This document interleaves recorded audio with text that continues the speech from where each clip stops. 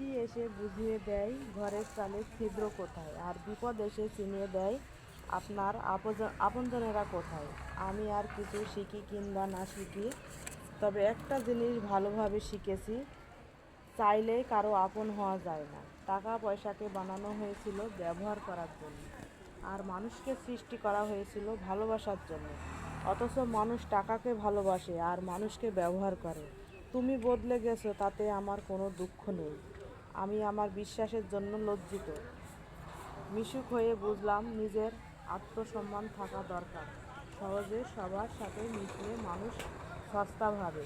যদি কখনো বুঝতে পারেন যে কারো লাইফে থাকা আর না থাকা একই ব্যাপার, তাহলে সেখান থেকে সরে আসাটাই আপনার জন্য ভালো। কারো পছন্দর হওয়াটা খুবই সহজ, কিন্তু সারা জীবন কারো পছন্দর হওয়া কথাটা অনেক কঠিন।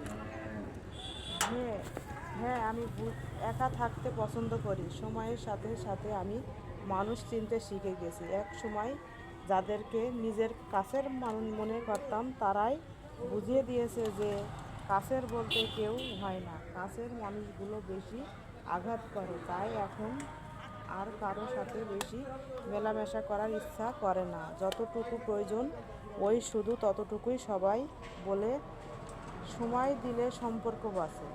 আমি সময় দিয়েছিলাম, মন দিয়েছিলাম, নিজেকে দিয়েছিলাম। শেষে ফাঁকা হাতে ফিরেছি, কারণ মানুষ সুবিধা চায়, সময় না।